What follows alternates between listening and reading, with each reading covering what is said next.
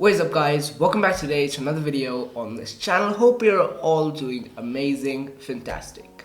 In this video we're going to be talking about Harry Potter and the Cursed Child, which is an extremely controversial book in the Harry Potter series. I would have gone to an amazing location with a beautiful background to record this, but to be honest this book is not really worth all that setup time. So without any further ado, let's jump into the video. Well, before we jump into the video, it takes a long time to make these videos and to come up with scripts for these videos. So it's super appreciated if you take the time out to subscribe. Thank you so much, and let's jump into the video. So this book is written in a screenplay and dialogue format. It starts off exactly where the previous book left off, where Harry's entire family is at platform 9 3/4. This book has been written by Jack Thorne, who collaborated with Tiffany and J.K. Rowling. Now, right off the bat, J.K. Rowling has not written this book. And that makes it a little bit of a bummer for me because after all, who knows the characters better than the original author of the 7 books? The majority of the work has been done by Jack Thorne and Tiffany in collaboration with J.K. Rowling. But I'll give them the benefit of the doubt. This book talks about Harry's son Albus and Draco Malfoy's son Scorpius, who are both overshadowed by the past of their fathers. Albus is the son of the Chosen One, and Scorpius is the son of the infamous Death Eater, Draco Malfoy. Albus hates Harry and he wants to run away. They meet a girl named Delphi, and together their mission is to go back in time to save Cedric Diggory from dying in the Triwizard Tournament. This messes up the timeline and they come back to see that they have made drastic changes to the present. So they decide to stop. No, they go back again to try and fix things. But this time they ruin the timeline even more and come back to a worse Voldemort-ruled apocalypse. Finally, at the end, Delphi betrays them and she goes back in time to try and stop Voldemort from killing Harry on the night he tried to stop the great prophecy in which the Dark Lord marks Harry as his equal from coming true. Before we move any further, that was a super simple and easy to understand script of this book. But before we move any further, I would just like to mention this book is going to be a spoiler rant review. Not that any of you would care, because this book is extremely hard to understand how it suddenly switches from the tone of the beautiful ending of the previous book to this book. So not many of you would care, but this book is going to be spoiler full, so you have been warned. So what I just explained was a very simple and concise understanding of this book, and however unnecessary this might sound, J.K. Rowling has confirmed that this is to be considered canon. I don't though, and neither should you, because it completely ruins the goodness of the characters in the previous 7 books. Now, the first sketchy bit is the time turners in the story. Having introduced them in the Prisoner of Azkaban to save Sirius Black, J.K. Rowling decided that they were extremely complicated to stay in the storyline and decided to destroy all of them in the Battle of the Department of Mysteries in the book Order of the Phoenix. So suddenly bringing them back after that large of a decision to remove them from the story is very confusing. The time turner in this story can only take you back for 5 minutes and only through time and not space, meaning you travel back in time exactly where you stand. You can't travel across the country while using the time turner. But there's not only one, there are 2 time turners in the story. The second one existing only so that Harry, Hermione, Ron, Ginny and Draco could go back in time to 1981 to save Albus and Scorpius. It's almost as if the authors got Albus and Scorpius stuck back in 1981, thought how to get them back, and conveniently introduced a new time turner. And conveniently this one doesn't have the 5-minute constraint. Now we know when we use a time turner to go back in time, we age the number of years we come back. Meaning if I use a time turner to go back 300 years or 400 years, when I return I should age 300 or 400 years and die instantly. Originally, Albus and Scorpius go back to the Triwizard Tournament, which is nearly 30 years ago. So they should have aged 30 years when they came back. Then Harry, Hermione, Ginny, Ron, Draco, Albus and Scorpius, all of them end up in 1981. And when they return, they should have all aged a collective 44 to 45 years each. But no, that conveniently doesn't happen with this time turner. Isn't that so convenient? There's going to be a lot of convenience in this story. This book also seems extremely rushed at many parts and skimming over a couple years in the starting just to pick up pace. Now, the main villains in this story are Voldemort and Voldemort's daughter, Delphi. Yes, Voldemort's daughter. Now this is a ridiculous and a crazy plot plot twist which I never expected to be in this book. Voldemort and Bellatrix had a child prior to the Battle of Hogwarts. How is this considered canon? Voldemort relies on no one, he trusts no one, he loves no one, he wants no one, he works alone, he likes working alone and is used to working alone. And at this time, when the child was born, before the Battle of Hogwarts, he thought he was going to win the Battle of Hogwarts and live on forever. So why on earth would he need an heir? And according to this theory, Bellatrix should have been resting and watching over the child. But instead, she's not at Malfoy Manor with the child, she's fighting in the Battle of Hogwarts, which was the greatest battle ever. What? This just sounds like a bad fan fiction. And it seems as though the writers just wanted to continue the you-know-who thing. I mean, come on, make a new villain. It's a new book, a new storyline, new characters. Make a new villain. It'll be better than giving him a daughter. This book goes against everything that Harry fought for. Remember the last line of the previous book? His scar hasn't hurt for 19 years. All was well.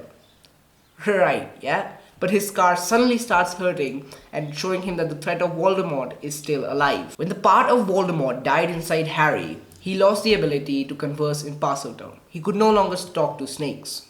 And that killing of that part inside Harry was an imperative step in killing Voldemort himself. Voldemort himself had destroyed that part. But somehow in this book, conveniently, Harry is now suddenly able to speak Parseltongue. It is only for one scene where he has to converse with Delphi back in 1981 and he's transfigured himself into Voldemort, so he has to converse in Parseltongue. Isn't that so convenient that his Parseltongue just randomly returned? There is no proper explanation for this. J.K. Rowling has confirmed in several interviews that no, he cannot converse with snakes when he's no longer a Horcrux. He loses the ability and is happy to do so. Voldemort killed that Horcrux himself. So what? How? Harry needs to be a Horcrux to converse with snakes. Did J.K. even read the script before making it official? Did the writers even read the previous 7 books before making this one official? I'm so confused. Now we go to another part of this book which I didn't like at all, which was the character development. Harry Potter's character is pathetic, to say the least. He's a jerk and a horrible father is a popular opinion, and rightly put. He tells Albus that he wished he was never his son. What kind of parent says this? And this is the Harry Potter we know and love, who knows the value of parents. How could he say something like this to his own son? He also disrespects Minerva McGonagall, his favorite teacher at Hogwarts, saying that she better keep Albus and Scorpius apart, otherwise he will, quote-unquote, come down on the school with the might of the ministry. He threatened to destroy the school that he loved from the bottom of his heart. The school that was an escape from the Dursleys. He also disrespects Ginny and doesn't talk to her properly. Alright, they're married, they will have arguments at some points. But all the arguments in this book are for reasons that the Harry we know would never have brought up. Harry also tells Dumbledore that Dumbledore was never there for him. Dumbledore was never there for him when he needed him and he fought Voldemort all the time on his own. Short-term memory loss. Have the writers given Harry Potter this as well in this book? Let's count it down. Philosopher's Stone. Dumbledore saves Harry from Quirrell and Voldemort. Chamber of Secrets. Dumbledore sends Fawkes his phoenix and the Sword of Gryffindor, which Harry uses to stab the Basilisk. Goblet of Fire. Dumbledore saves Harry from Barty Crouch Jr. And finally, in Deathly Hallows, Dumbledore waits for him in the afterlife to explain how to finally destroy Voldemort and how all the events fit into place up till that point. Only twice Dumbledore wasn't with him when he faced Voldemort. One was in the graveyard of Little Hangleton when he fought Voldemort in the Goblet of Fire. And second was the Battle of the Skies of the Seven Potters in the Deathly Hallows, which not many people consider a battle because Lucius Malfoy's stick broke very easily when Voldemort tried to attack Harry. Harry also blames Dumbledore for giving him bad advice, and he blames him for everything that has gone wrong in his life right now. Now, are you joking? Harry never blamed anyone. Harry always took the blame. He always blamed himself. People had to walk up to him and tell him, it's not your fault. And he's blaming Dumbledore of all people in this book. He accuses Dumbledore of sending him back to the Dursleys and putting him in that hell of a prison.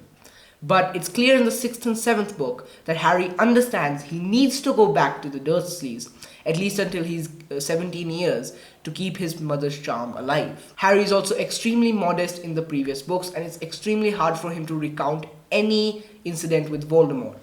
when they were recruiting for the Dumbledore's army, the DA, it was extremely hard for him to recruit, to just talk about what had happened in the graveyard. And when Rita Skeeter was taking the interview, it still took him lots of effort to talk about all of that. Yet in this book, he's constantly bringing up how he saved everyone and how he's the hero of the wizarding world. He's signing autographs and posing for photos. It's like he became Professor Lockhart. He's just trying to show off, and that's not something Harry Potter from the previous books would do. Ron Weasley is also just someone else. I think the writers tried to fit him into the role of Fred, since Fred died in the previous book, but he plays the part poorly and horribly. He sends farting gnomes, horrible toys, makes weird jokes, and deflates the tension at the wrong times. Everyone acts like this is completely normal for him. It's not. And he runs the joke shop, again pushing the fact that he's trying to fill in for Fred. He had no jokey qualities. Ron was a strategist, a guy who was good at getting out of tight spots. He was amazing at chess. And in all the previous books, he was always insecure and, apart from his funny remarks sometimes, always scared to speak up in front of everyone. Oh, and now he's making jokes at every point he can get. What? Now, a character who was ruined to an extent, which might seem insignificant to the story, but something I cannot forget, is Cedric Diggory. When Albus and Scorpius go back in time, they save Cedric Diggory by making him lose in the Triwizard Tournament. But this loss and humiliation pushes Cedric Diggory to become a Death Eater. Yes, that fair, handsome, and loving boy becomes a Death Eater and ends up killing Neville Longbottom. This meant that Neville Longbottom never killed Nagini in the Battle of Hogwarts, meaning Voldemort ended up killing Harry and Voldemort rules the world. Now, answer me this.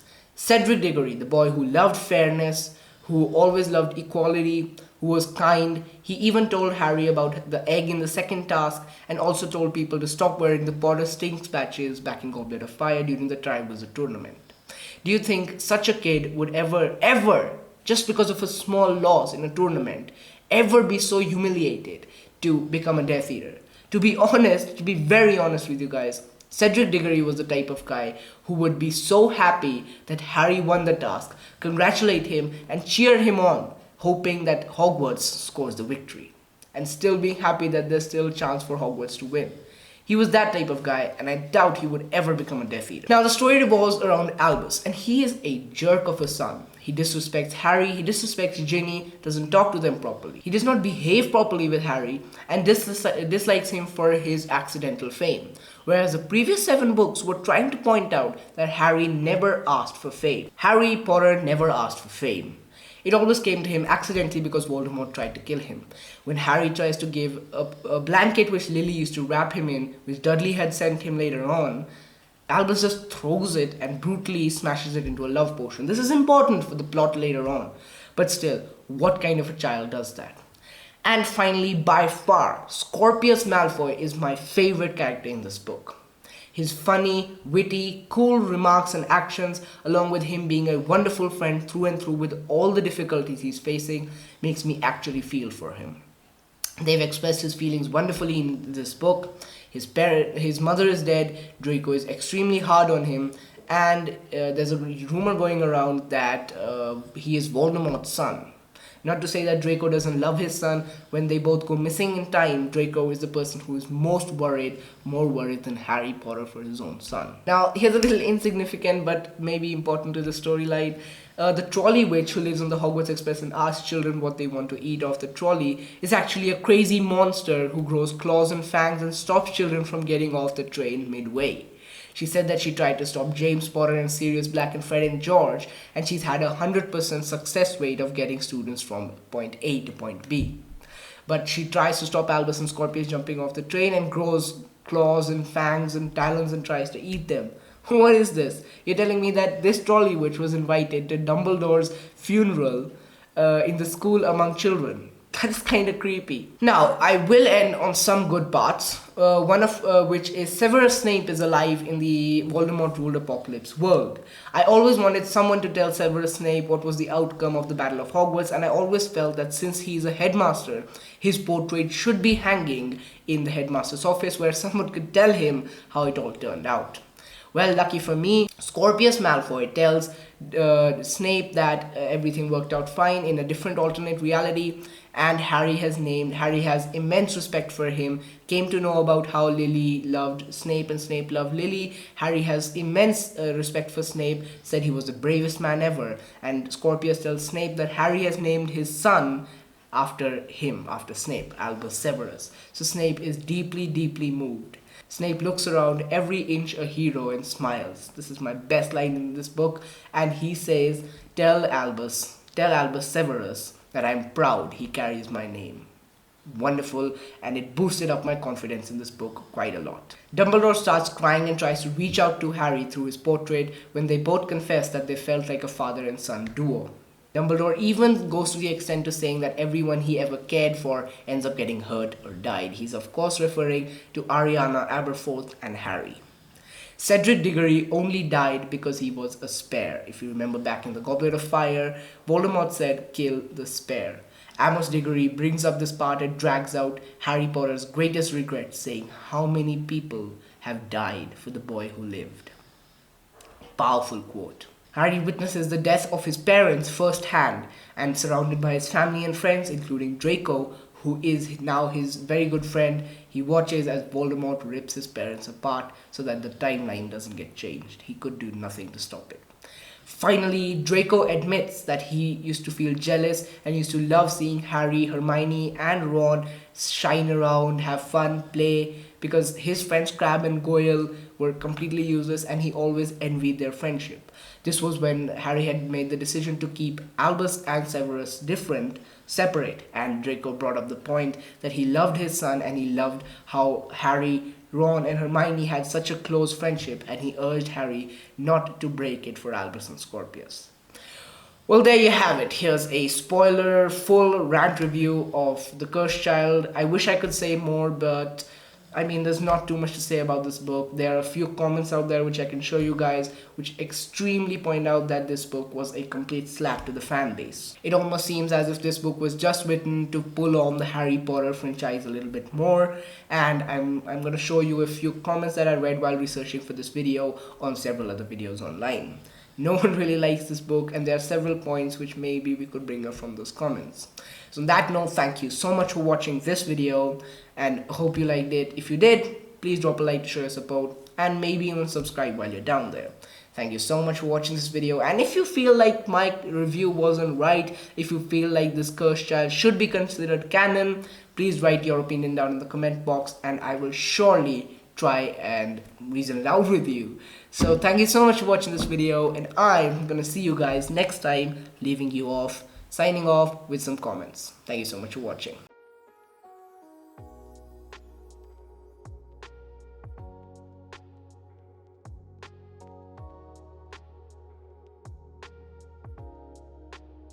Cursed Child, come on, it's not canon. It's not canon. No.